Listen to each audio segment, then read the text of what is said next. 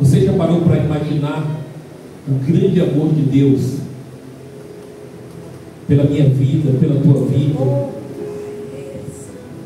O quanto nós somos teimosos, o quanto nós somos desobedientes às vezes, rebeldes,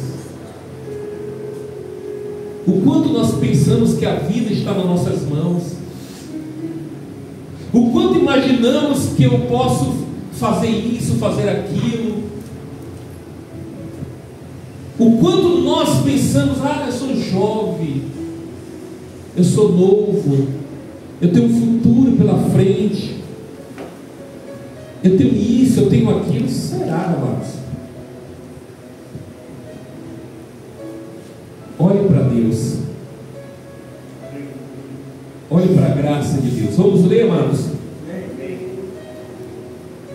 Tinha Manassés 12 anos de idade quando começou a reinar, e 55 anos reinou em Jerusalém. Amém? Amém? E fez o que era mal aos olhos do Senhor, conforme as abominações do gentio que o Senhor lançara fora de diante dos filhos de Israel. Porque tornou a edificar os altos que Ezequias, seu pai, tinha derrubado, e levantou altares aos balins, e fez bosque, e prostrou-se diante de todo o exército dos céus, e o serviu. E edificou altares na casa do Senhor, do qual o Senhor tinha falado em Jerusalém: estará o meu nome eternamente. E edificou altares a todo o exército dos céus, em ambos os átrios da casa do Senhor. E fez ele também passar seus filhos pelo fogo no vale do filho de Rinom, e usou de adivinhações, de agouros e de feitiçarias, e consultou adivinhos, encantadores, e fez muitíssimo mal aos olhos do Senhor, para provocar a ira. E também pôs uma imagem de escultura de ídolo que tinha feito na casa de Deus, do qual Deus tinha falado a Davi e a Salomão seu filho: nesta casa em Jerusalém eu escolhi de todas as tribos de Israel, porém o meu nome para sempre. Nunca mais removerei o pé de Israel da terra que destinei a vossos pais, contanto que tenha cuidado de fazer tudo que eu lhe ordenei, conforme toda a lei, estatutos, juízos dado pela mão do Senhor. E Manassés também fez errar a Judá e aos moradores de Jerusalém, que fizeram pior do que as nações que o Senhor destruindo diante dos filhos de Israel. E falou o Senhor a Manassés e ao seu povo, porém não deram ouvidos, porém não obedeceram. Amados, a Bíblia vai dizer que Manassés era filho de Ezequias, o rei Ezequias. E o rei Ezequias nasceu de um rei ímpio chamado Acás. Mas o rei Ezequias, ele não, quando ele assume o trono, ele faz totalmente diferente do que o seu pai tinha feito. Ele restaura a adoração em Israel e Jerusalém. Ele traz a presença de Deus para aquela nação. Ele restitui ali os sacerdotes, os levitas, os altares. Ele traz a presença de Deus para aquela nação. Aleluia. ele faz um excelente reinado, porque ele leva o seu povo a buscar a presença de Deus, ele leva o seu povo a ter intimidade com Deus. Porém, o seu filho, quando assume a sucessão ali, o reinado, como diz a palavra de Deus, com 12 anos, amém, amados? Foi isso? 12 anos? Sim. E eu fico imaginando, será que o rei Ezequias foi um pai ruim? Será que Ezequias não ensinou a Manassés o que ele deveria fazer quando ele assumisse a sucessão, o reinado? Será que o rei Ezequias, ele não preparou o seu filho para assumir a sua sucessão? O que foi que o rei Ezequias fez que não ensinou, não gerou em Manassés o respeito, a obediência ao Deus Todo-Poderoso? Porque a palavra de Deus vai dizer que quando Manassés assume o reinado ali, ele fez pior do que todos os reis. Ele fez pior do que todos que passaram antes dele. A Bíblia vai dizer que ele fez tanto o povo pecar, tanto o povo errar, como nós acabamos de ler aqui. Ele tirou, ele colocou dentro da casa de Deus, dentro ali aonde era adoração a Deus, ele colocou deuses no altar de Deus. Ele profanou ali o santuário. Ele adorou a Deus como Baal e Azera ali. Eu fico imaginando como muitas vezes nós que conhecemos a palavra de Deus, que conhecemos a Deus, que estamos na presença de Deus, às vezes deixamos tudo para seguir o erro, para seguir o pecado. E a palavra de Deus que está nos falando aqui, irmãos, porque esse homem fez tanto mal, que eu fico pensando assim: o que foi que ele aprendeu do seu pai? O que foi que seu pai ensinou que ele fez totalmente ao contrário? Mas eu quero te dizer, irmãos, ainda que você, pai ou mãe que está aqui, ensinou seus filhos a andar na presença de Deus, só que eles cresceram, e a partir do momento que eles cresceram, pouca coisa você vai poder fazer.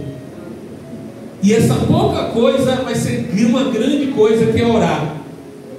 Porque a partir desse momento, você tem que orar a Deus para que Deus cumpra a sua vontade, para que Deus mova céus e terra, para que essa pessoa possa ser alcançada pelo Senhor, pelo Deus Todo-Poderoso.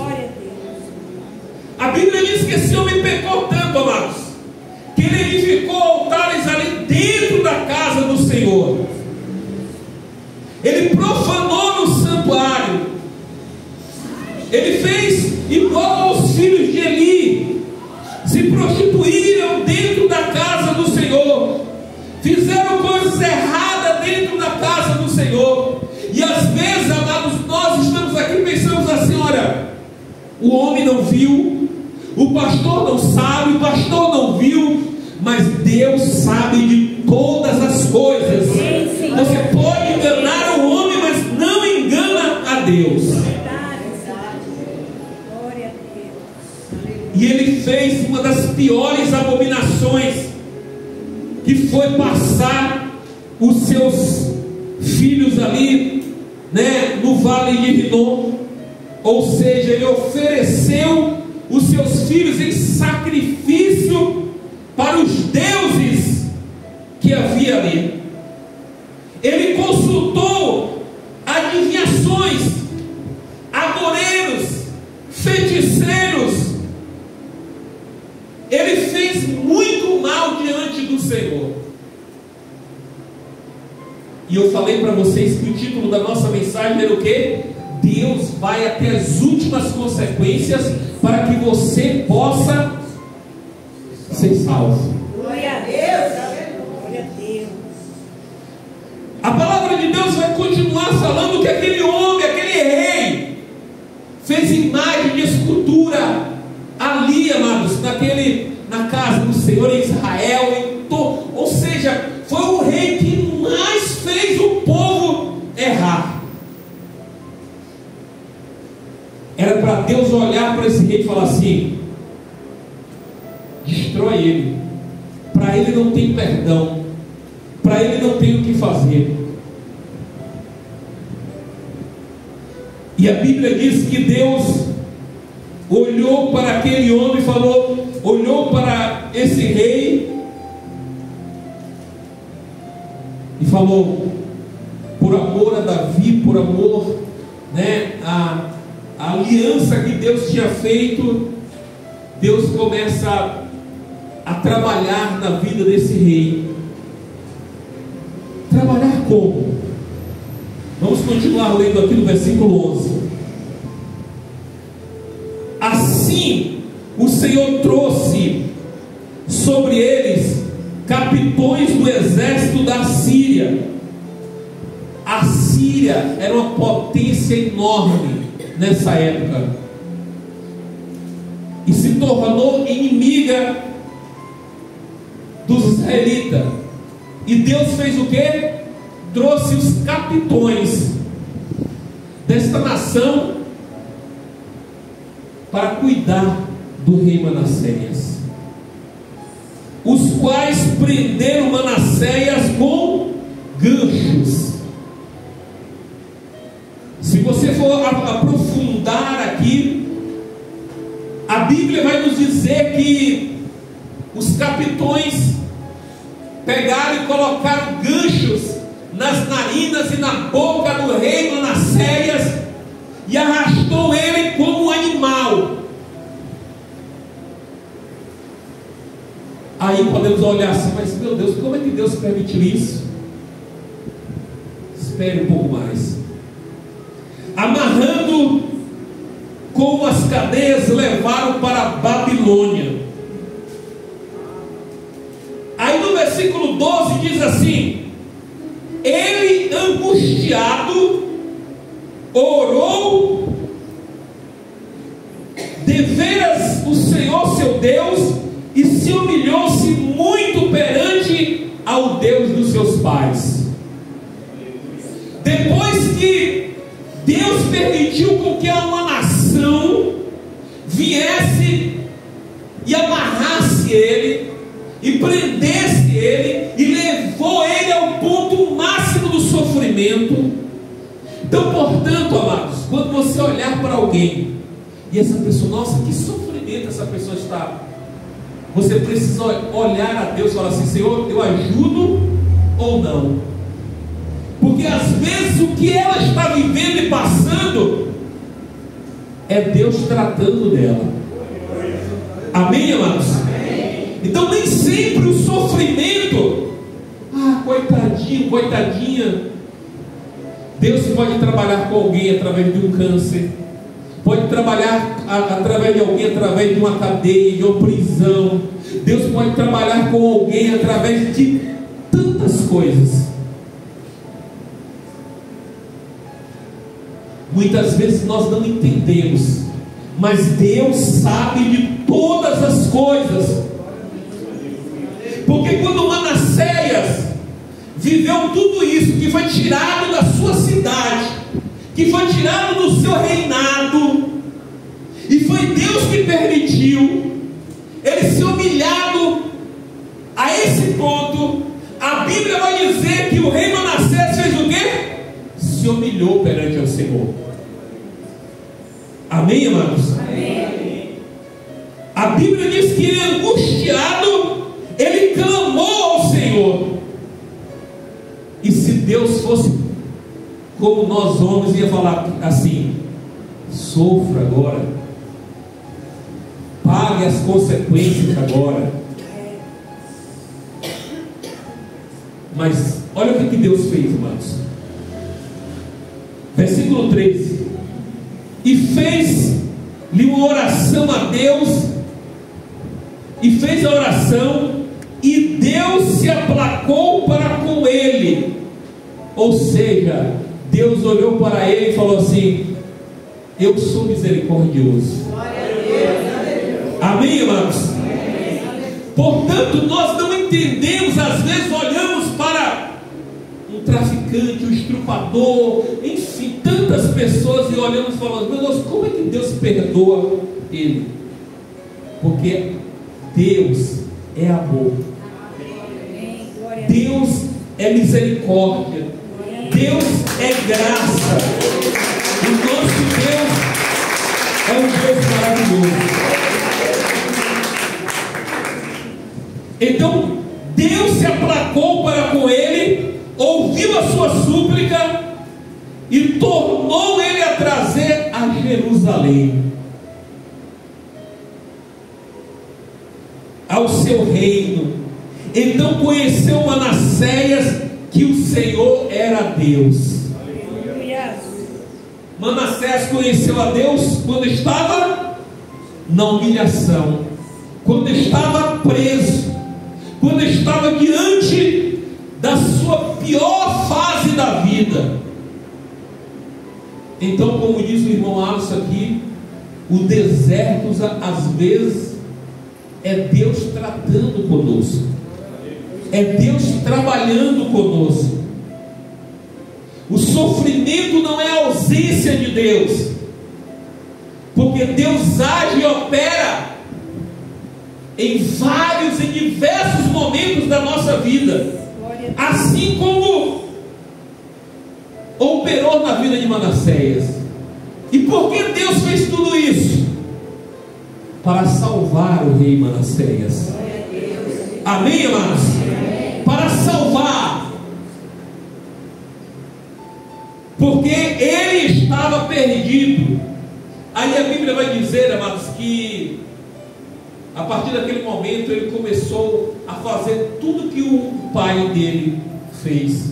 Mas o povo estava tão obstinado ao erro, ao pecado, que muitos deles ainda continuaram na desobediência, no erro e no pecado.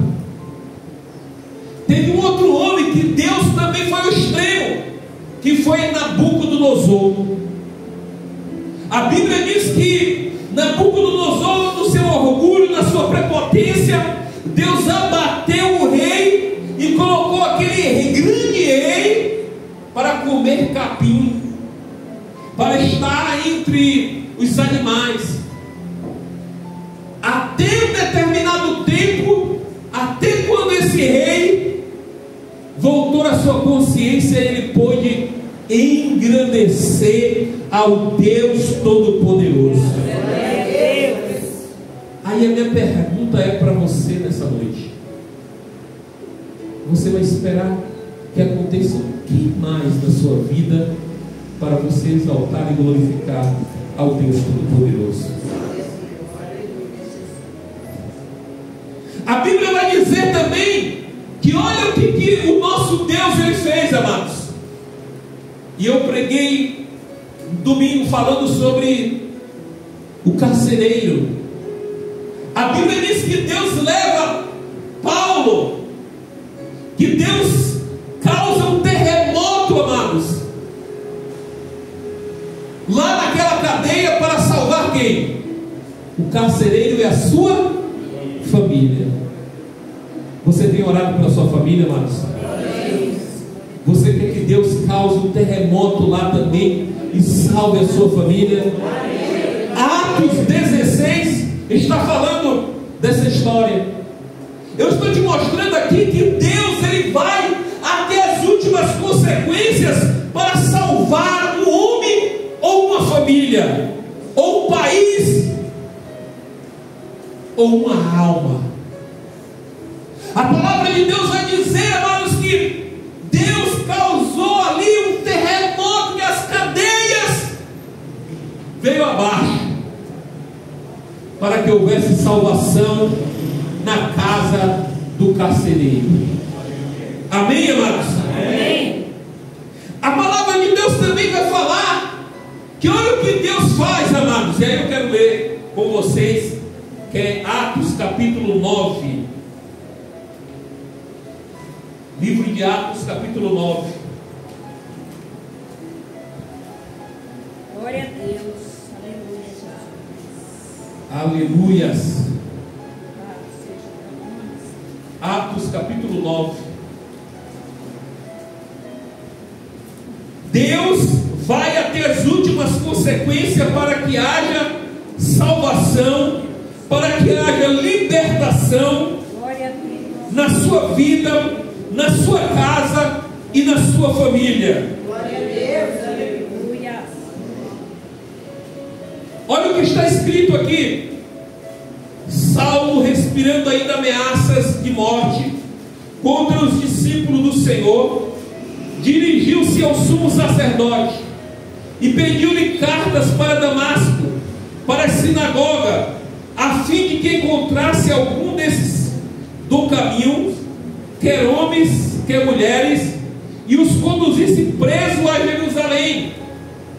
E indo no caminho, aconteceu que, chegando perto de Damasco, subitamente o cercou um resplendor de luz do céu, e caindo em terra, ouviu uma voz que dizia: Saulo, Saulo, por que me persegues?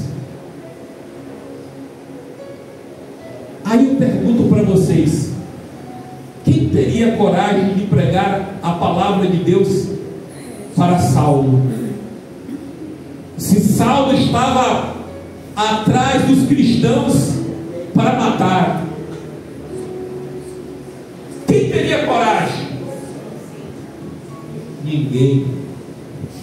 Todo mundo caiu fora, porque Saulo tinha acabado de consentir na morte do diácono Estevão. Mas o Senhor não.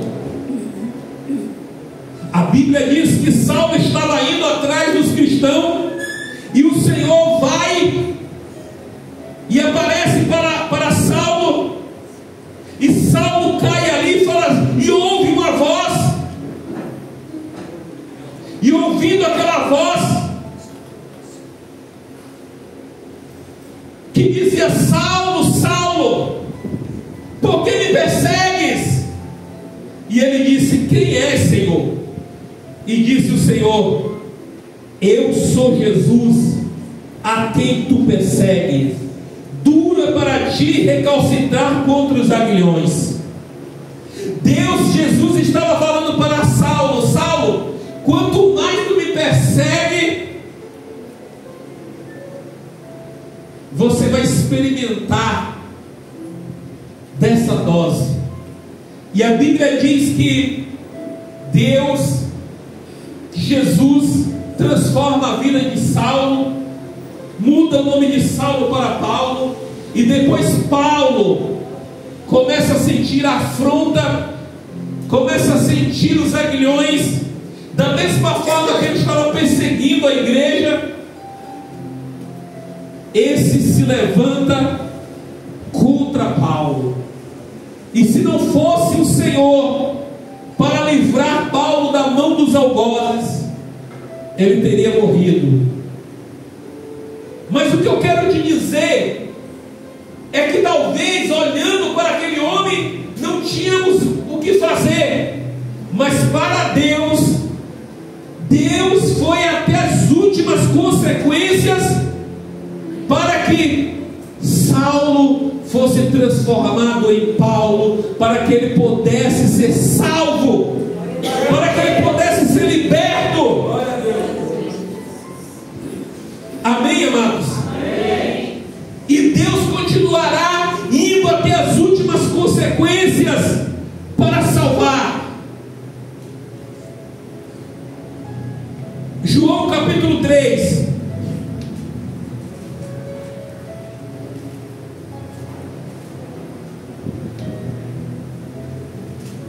E sabe, amados, que Deus ele foi até as últimas consequências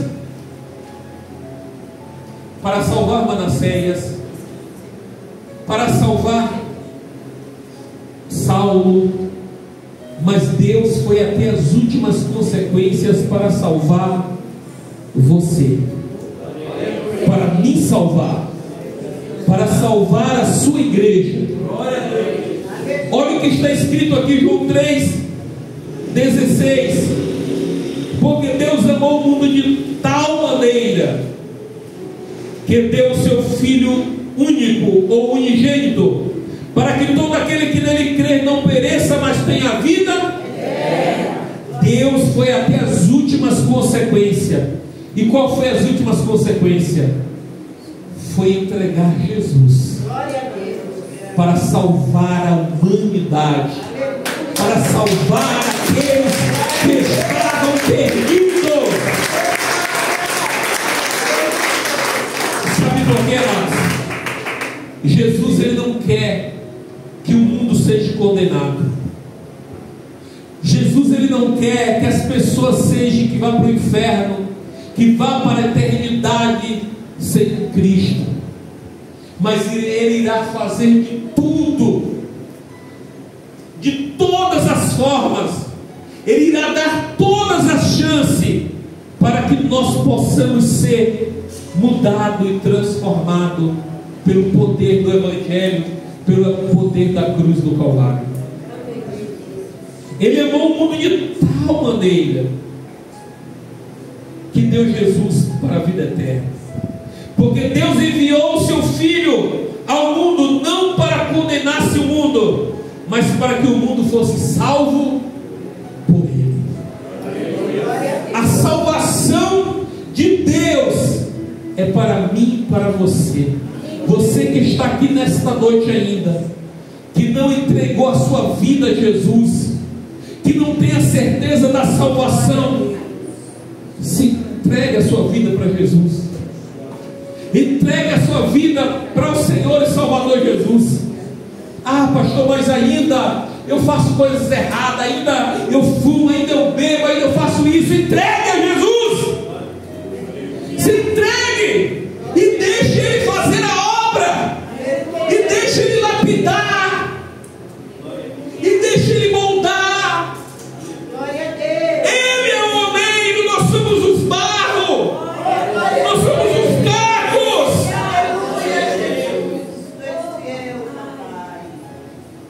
Ele irá as últimas consequências para que você possa ser salvo. Quantos erros, quantas falhas você já não fez? Mas Jesus está dizendo: eu sou advogado, eu sou justo e fiel para salvar aqueles que se encontram perdidos, para que você possa recomeçar. Quantas vezes você quiser. Eu contei para vocês na ceia, eu vou contar novamente, amados. Eu vivi uma experiência com Deus poderosa, que até hoje ela impacta dentro de mim. Eu olhava e via que eu estava em um lugar ali parecendo um hospital, e alguém falava: olha, ele não vai durar muitas horas. E em determinado momento eu virava e caía assim, e o Espírito se levantava do meu corpo, eu via, e eu olhava para o meu corpo e falava: Jesus. E eu me enxergava ali, aquele cadáver morto ali, amados. E em um determinado momento eu começava a subir, amados. Era algo tão maravilhoso. E eu ouvia a voz da minha esposa me falando um versículo da Bíblia, e eu ia subindo, amados. E em determinado momento eu acordei. Falei: ai, meu Jesus. Estou te falando isso, amados, porque a palavra de Deus irá se cumprir em nossas vidas. E nós não precisaremos ter medo.